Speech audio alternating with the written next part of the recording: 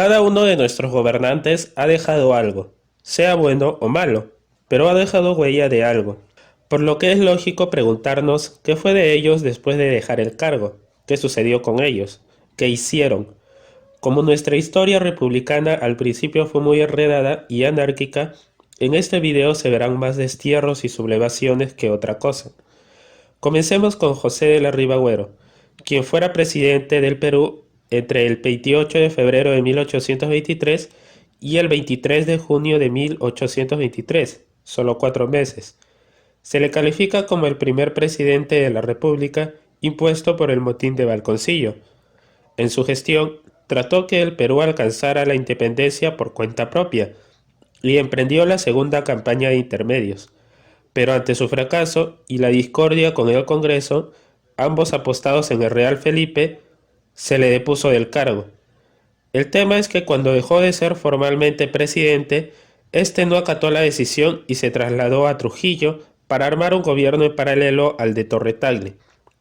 Formó tropas para atacar al gobierno de Lima e intentó negociar con los realistas, pero antes que Bolívar lo atacara, fue apresado por unos oficiales y desterrado a Guayaquil para pasar después a Europa. Volvió al Perú en 1831 y fue elegido diputado por Lima en 1833, pero nuevamente fue desterrado a Guayaquil por supuestas conspiraciones. Al regresar, apoyó al gobierno de Luis José de Orbegoso. Fue nuevamente desterrado, pero esta vez a Chile en 1835 tras el golpe de Salaverry, aunque a su regreso fue designado presidente del Estado norperuano, pero con la caída de la Confederación fue nuevamente desterrado a Guayaquil en 1839.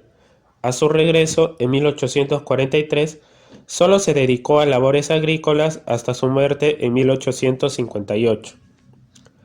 Ahora bien, dijimos que Ribagüero ejerció un gobierno en paralelo a Torre Tagle. Este último ejerció el mando supremo del Perú en 1823 y desde ese mismo año hasta 1824 fue presidente, pero fue cesado del cargo al otorgarle el Congreso poderes dictatoriales a Bolívar, tras un motín en el Real Felipe. Bolívar creía que Torre Tagle estaba implicado en esta sublevación, por lo que ordenó apresarlo. Torre Tagle se ocultó en un monasterio y cuando el general realista Juan Antonio Monet ocupó Lima, se entregó a este pidiendo se le considere prisionero de guerra si no se iba a reconocer la independencia. Pero fue sorpresa suya cuando recibió una serie de beneficios que se acabaron cuando los realistas se retiraron de Lima y se refugió en el Real Felipe, que fue el último bastión realista. Intentó asilarse en Chile, pero no lo consiguió, y cuando la fortaleza fue sitiada por los patriotas, Torre Tagle falleció víctima del escorbuto. Continuamos con José de la Mar, quien primero fue presidente de la Junta Gubernativa en 1822. Fue diputado por Puno en el primer Congreso Constituyente en 1822, pero fue en 1827 que fue designado presidente constitucional de la República por el presidente del Congreso, Francisco Javier de Luna Pizarro. Durante su gestión, lleva a cabo el primer esbozo de presupuesto. Se promulgó en la Constitución de 1828 y se ocupó Bolivia y además se llevó una guerra contra la Gran Colombia.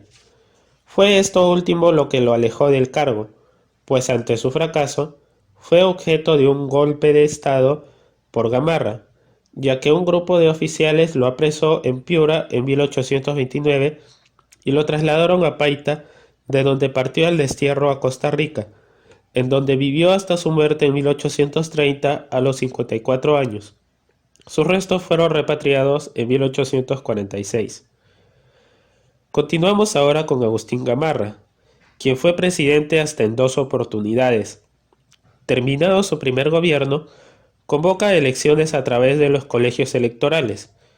Algunos colegios votaron y otros no, por lo que la elección no se llevó a cabo y Gamarra dejó el cargo el mismo día que acababa su mandato, asumiendo el mando la Convención Nacional, quien eligió como presidente a Luis José de Orbegoso en desmedro de Pedro Pablo Bermúdez, el candidato de Gamarra.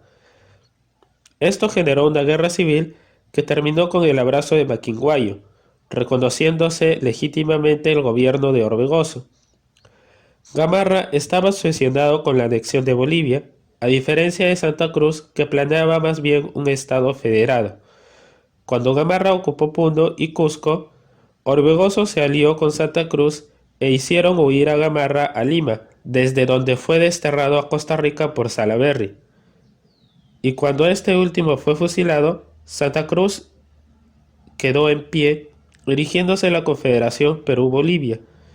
En el destierro, Gamarra buscó el apoyo de Chile para destruir a la Confederación y con una tropa desembarca en Ancón, derrotando a las tropas del Estado norperuano y ocupando Lima. Gamarra fue declarado presidente provisional.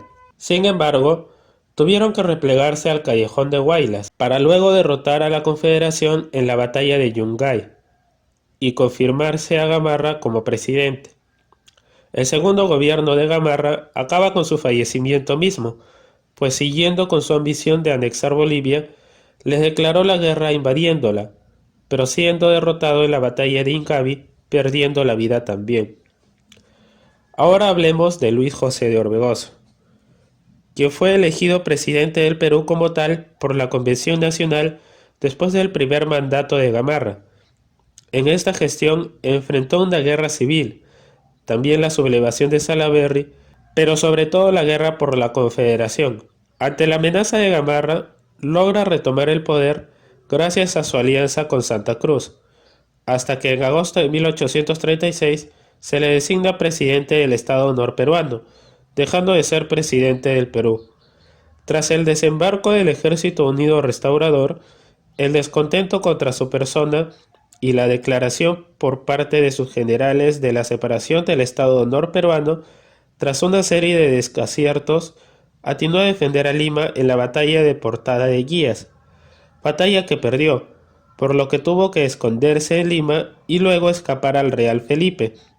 Trató de entenderse nuevamente con Santa Cruz, pero al no llegar a buenos términos, Orbegoso partió a Guayaquil, de donde no volvió hasta 1844, cuando el gobierno de Manuel Ignacio de Vivanco se lo permitió. Vivió en su casa de Trujillo hasta su muerte en 1847. Fue enterrado en el cementerio Miraflores de Trujillo, pero luego sus restos se trasladaron a su casa donde ahora reposan.